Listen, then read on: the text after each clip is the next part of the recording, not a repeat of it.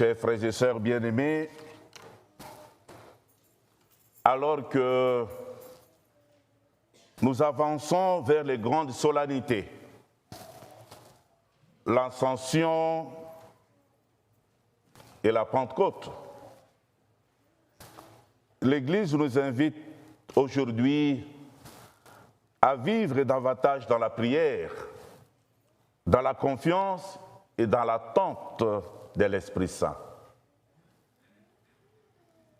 Et justement, les lectures de ce 6e dimanche de Pâques nous préparent à accueillir cette présence de l'Esprit Saint dans nos vies, dans nos familles. Déjà dans la première lecture que nous avons suivie, nous voyons Philippe annoncer Jésus en Samarie. Et après cette annonce-là, les habitants ont accueilli la parole de Dieu. Ils ont accueilli la parole de Dieu avec foi. Et cela a produit une grande joie dans la communauté. Mais il manque encore quelque chose. Ils n'ont pas encore reçu l'Esprit Saint. Voilà pourquoi les apôtres Pierre et Jean viendront prier avec les habitants. Ils vont prier pour eux et ils vont recevoir l'Esprit Saint. Chers frères et sœurs, cette scène nous rappelle que la foi ne doit pas rester au stade du commencement. Une foi authentique, une foi vraie, doit devenir une foi vivante, une foi qui agit, une foi qui est animée par l'Esprit Saint. Dans la deuxième lecture, Saint Pierre nous dit que le chrétien que nous sommes, si nous sommes sous la mouvance de l'Esprit Saint, nous devons être prêts à rendre compte de notre espérance, rendre compte de notre foi avec douceur et respect. Savoir rendre compte de notre foi. Ça veut dire quoi? Que nous soyons capables, au nom de notre baptême, d'expliquer ce que nous croyons, de dire pourquoi nous croyons. C'est cela rendre compte de sa foi. C'est cela rendre compte de son espérance. Ça veut dire témoigner de ce que la foi nous apporte dans notre vie, dans notre famille. Ça veut dire vivre d'une manière cohérente avec sa foi, car le témoignage passe aussi par les actes. C'est cela, rendre compte de sa foi. Et la question qui nous est posée à chacun, à chacune de nous, est-ce que sommes-nous capables aujourd'hui de rendre compte de notre foi, c'est-à-dire de vivre de manière cohérente notre foi chrétienne? Oui, une foi vivante se reconnaît. La foi se reconnaît dans les actes. La foi se reconnaît dans les paroles. La foi se reconnaît dans notre manière d'agir, dans notre attitude face aux difficultés. Et dans l'évangile que nous avons suivi, permettez, frères et sœurs, de commencer par une petite image très simple de la vie quotidienne. Nous avons nos enfants qui sont parmi nous. Et cela me rappelle quand j'étais aussi un petit enfant. Un enfant apprend à faire du vélo. J'espère que nos jeunes, vous faites aussi du vélo. Nos jeunes, vous faites du vélo. Et au début, on voit le père ou la mère qui tient fermement la selle du vélo à côté de l'enfant.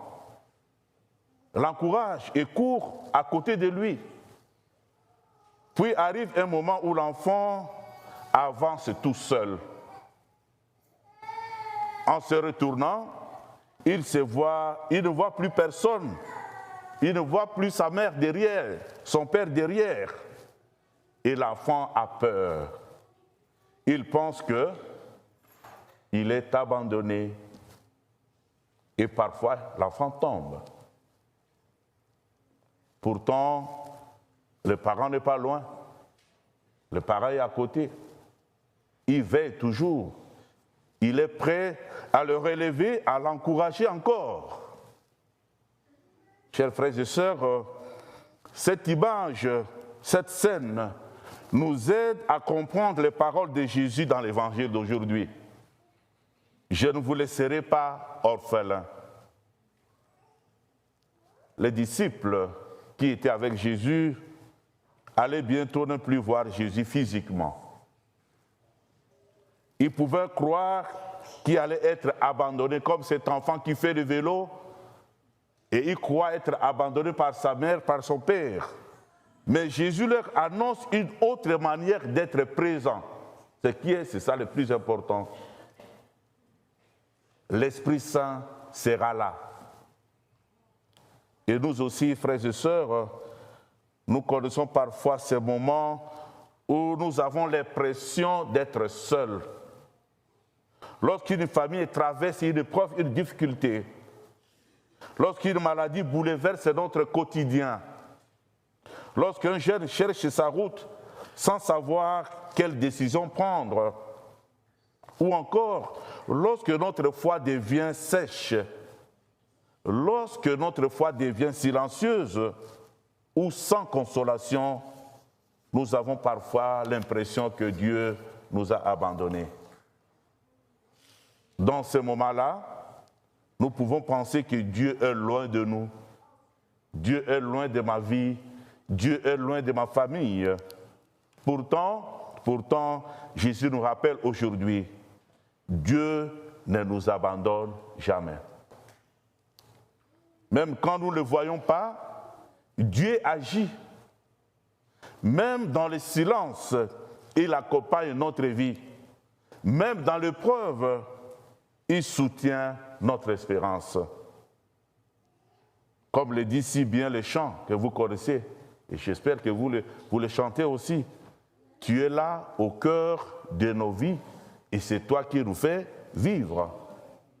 Dieu est là au cœur de nos vies.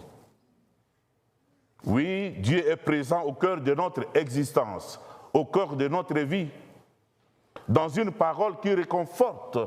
Voilà, Dieu est là. Dans une main tendue pour nous aider, Dieu est là.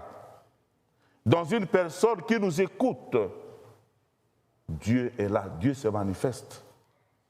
Dans la paix retrouvée après une réconciliation, Dieu est là. Et Jésus nous donne aujourd'hui un chemin très concret pour reconnaître cette présence de Dieu dans notre vie, parce qu'il est là au cœur de nos vies. Mais nous devons le reconnaître. Nous devons avoir les yeux de la foi pour reconnaître la présence de Dieu dans notre vie. Et le chemin que Jésus nous montre aujourd'hui pour reconnaître la présence de Dieu dans notre vie, c'est le chemin de l'amour. Il est dit, si vous m'aimez, vous garderez mes commandements. Autrement dit, c'est en vivant l'amour que nous faisons l'expérience de Dieu. Le Saint-Esprit agit dans notre vie lorsque nous prenons du temps pour visiter une personne âgée, une personne malade. Nous lui témoignons de notre amour, de notre affection. Dieu est là. Un voisin qui a besoin de notre aide, qui a besoin de notre service.